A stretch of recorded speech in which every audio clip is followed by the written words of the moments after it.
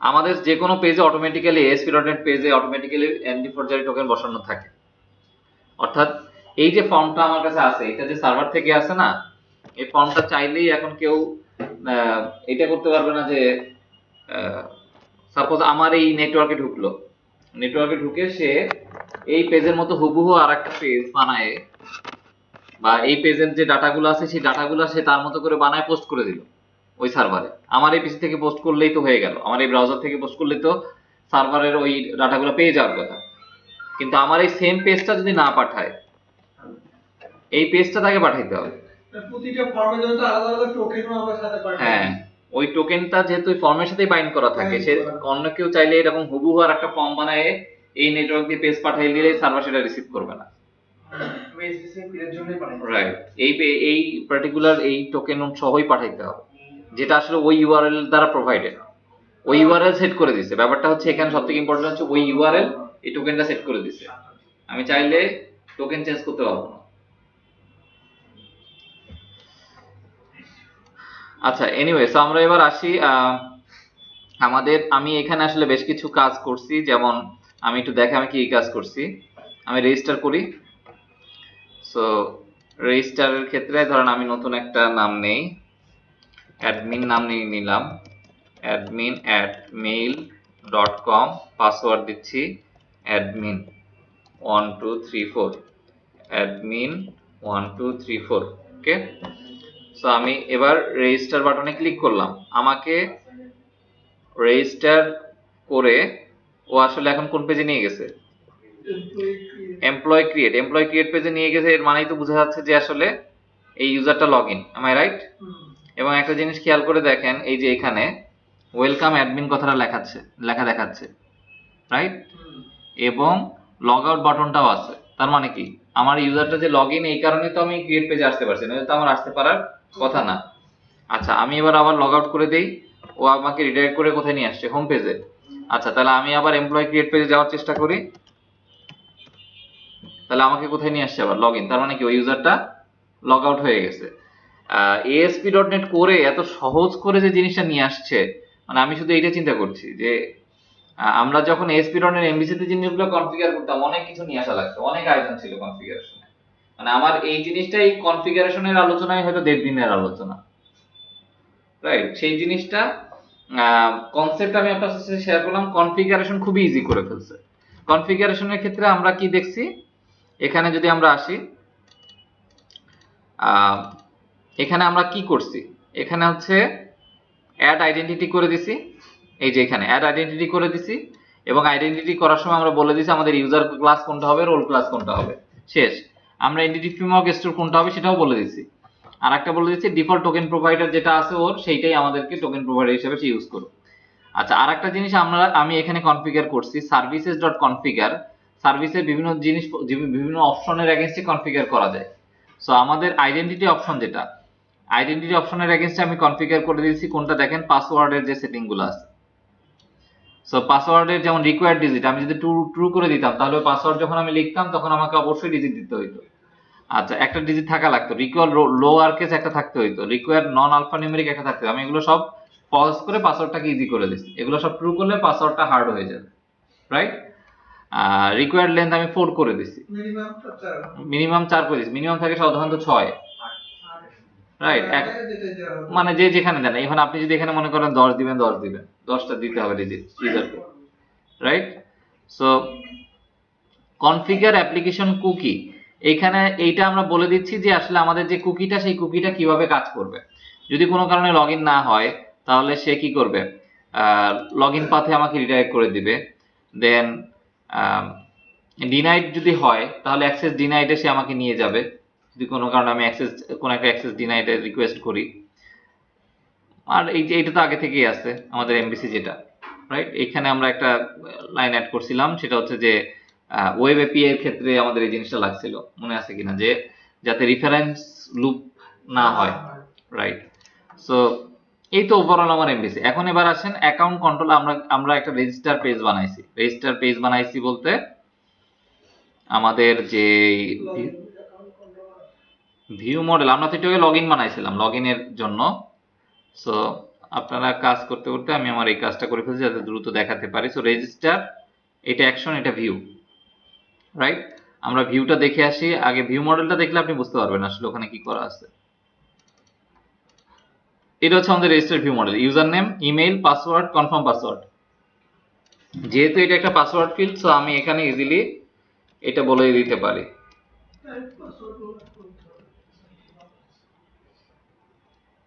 কি ব্যাপার?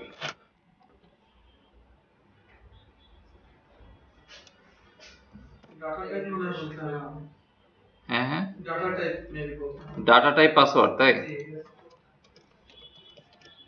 Data type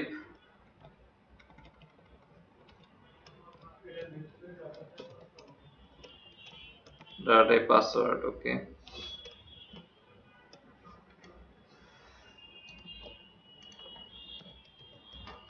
so যেহেতু যাতে ওই মাস্কিংটা করে দেয় আর কি, এবং এইটার এগেইনস্টে আমরা আসলে আমাদের ওই ভিউ পেজটা বানাইছি। সো ওই ভিউ পেজটা আমাদের নতুন করে দেখার আসলে কিছু নাই। এবার আসেন, আমি অ্যাকাউন্ট কন্ট্রোলারে, আমাদের মনে আছে কিনা ইউজার ম্যানেজার, রোল ম্যানেজারের কথা তো আমি বলছিলাম আপনাদেরকে, যেটা আসলে আমাকে অটোমেটিক্যাল আইডেন্টিটি প্রোভাইড করে দেয়। সো ওই জায়গাটা আমরা আগে ক্লিয়ার হই। এখানে দেখেন আমি একটা ইউজার ম্যানেজার অফ কিনেছি, app user, sign in manager of app user. এটা কে প্রোভাইড করছে আমাকে? ASP.NET core identity, right? আচ্ছা, এবং আমি আমাদের অ্যাকাউন্ট কন্ট্রোলারে এখানে দেখেন কনস্ট্রাক্টর ইউজ করছি, user manager, sign in manager. যেহেতু আমি ইউজ অথেন্টিকেশন ওখানে লিখে আসছি এবং অ্যাড আইডেন্টিটি যেহেতু লিখে আসছি সার্ভিসে, ও অটোমেটিক্যালি আমাকে ইউজার ম্যানেজার এবং রোল ম্যানেজার বানাই দিবে, সাইন ইন ম্যানেজার বানাই দিবে। এটার জন্য আমার কোনো আলাদা কোনো পরিশ্রমের দরকার নাই, রাইট? এবং সেই ইউজার ম্যানেজার এবং সাইন ইন ম্যানেজার সে আমার এখানে সেট করে দিচ্ছে। ডান। এরপরে আসি, আমি ধরেন প্রথমে আসি রেজিস্টার, প্রথমে একটা রেজিস্টার করবো। সো রেজিস্টারে ক্লিক করলাম, আমাকে এই ভিউতে দেখালো। আচ্ছা, এরপরে আমি রেজিস্টারের পার্সপেক্টিভে রেজিস্টার ভিউ মডেলটা বাইন্ড হবে। ওইখানে ওই ফর্মে ইউজার ইনফরমেশন দিল, ফর্ম পোস্ট করলো, তাহলে কোথায় আসবে? ভিউ মডেল বাইন্ড হলো। আমি চেক করে দেখতেছি যে মডেল স্টেট ভ্যালিড কিনা। যদি মডেল স্টেট ভ্যালিড হয়, আমি কি করছি? একটা ইউজার বানাচ্ছি। কই ইউজার? অ্যাপ ইউজার, আমার যে ইউজার ক্লাসটা আছে, রাইট? এবং আমার ইউজার ক্লাসের এগেইনস্টে আমরা তো জানি মডেলে আমরা খুব লিমিটেড ইনফরমেশন রাখছি, ইউজার নেম আর ইমেল। সেই ইউজার নেম আর ইমেল যেটা যেখানে, সেটা সেই ইউজারের এগেইনস্টে আমি দেখা দিচ্ছি। কিন্তু আপনি একটা জিনিস খেয়াল করে দেখেন, পাসওয়ার্ড জিনিসটা আমি তো দেখাই দেইনি কোথাও। না, পাসওয়ার্ড দেখাই দিছি বিকজ আমার অ্যাপ ইউজারে পাসওয়ার্ড বলে কোনো ফিল্ড নেই, রাইট? আমরা তো দুটো ফিল্ডই রাখছি। আমাদের অ্যাপ ইউজার যে ক্লাসটা আছে সেখানে আমাদের কোনো প্রপার্টি নেই, আমরা তো আইডেন্টিটি ইউজারেরটা হুবহু নিছি। হয়ে গেল।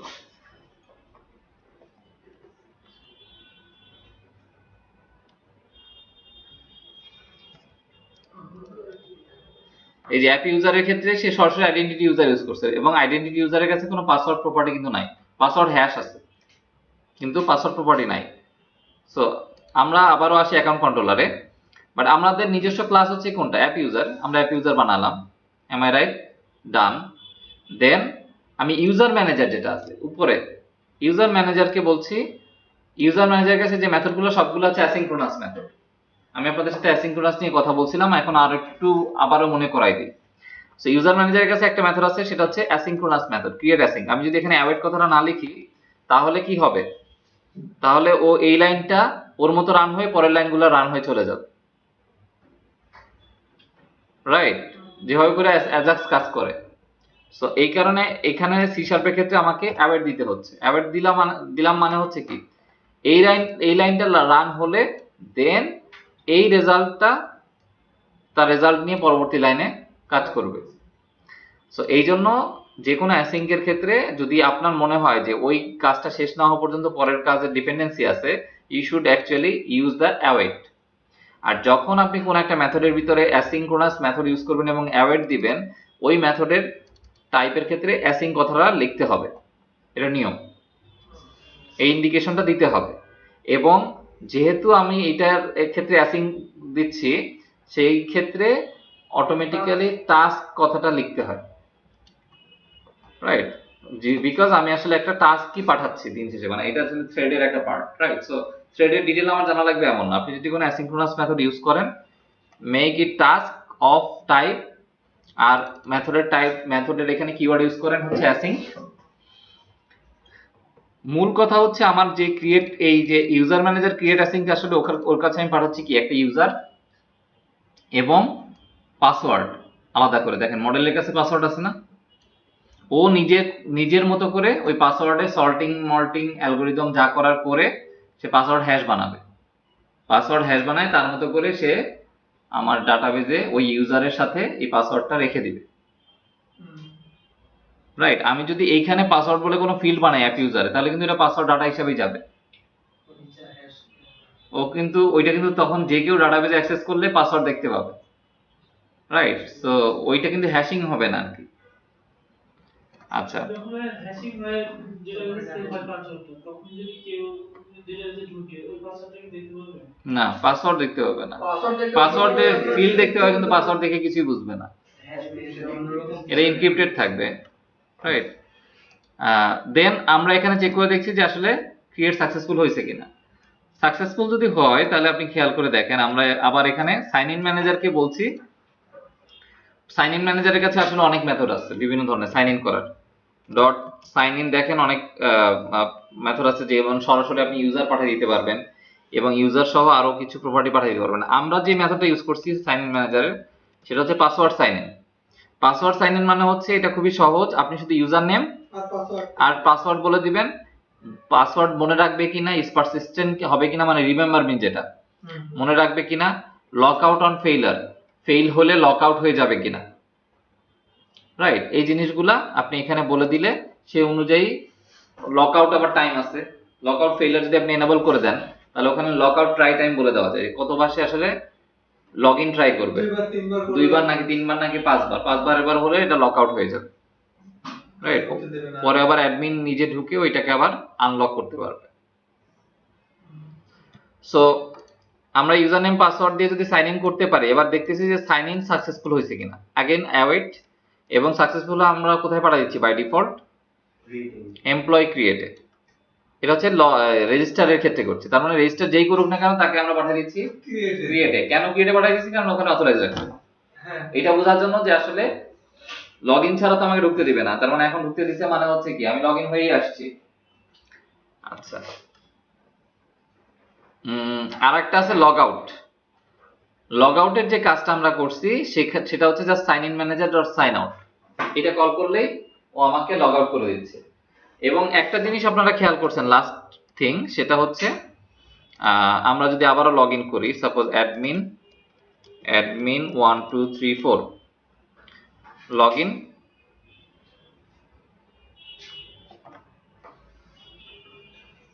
মেবি আমি অ্যাপ্লিকেশন স্টপ করে দিছি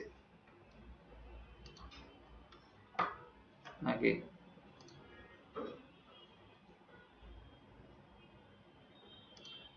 আর কোনো কারণে ফেল করছে কিনা। আমাদের কি অ্যাডমিন 1 2 3 4 ছিল না?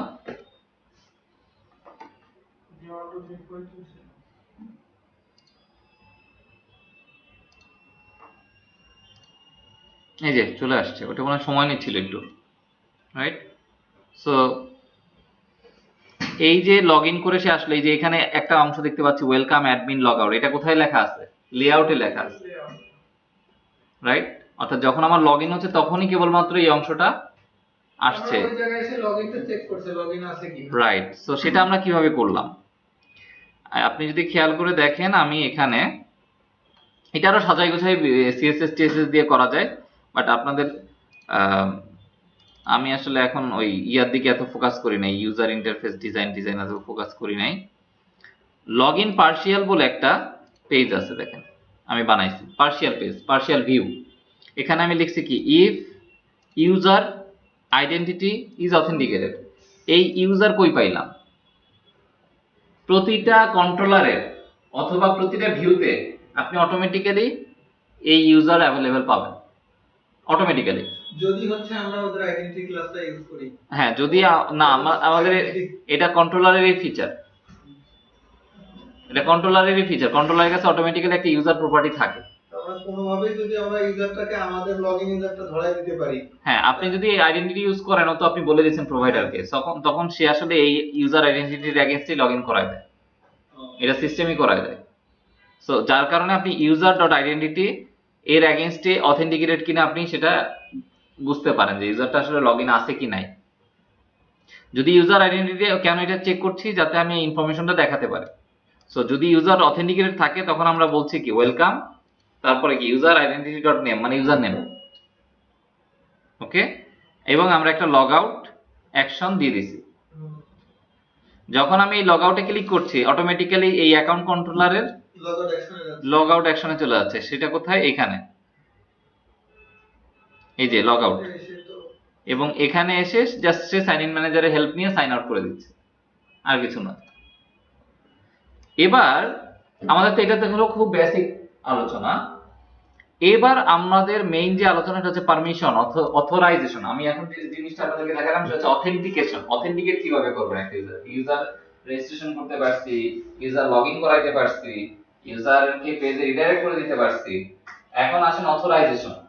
সো অথরাইজেশনের ক্ষেত্রে আজকে আমি তিনটা পলিসি আপনাদের সাথে কথা বলছি: ক্লেম বেসড, রোল বেসড এবং পলিসি বেসড।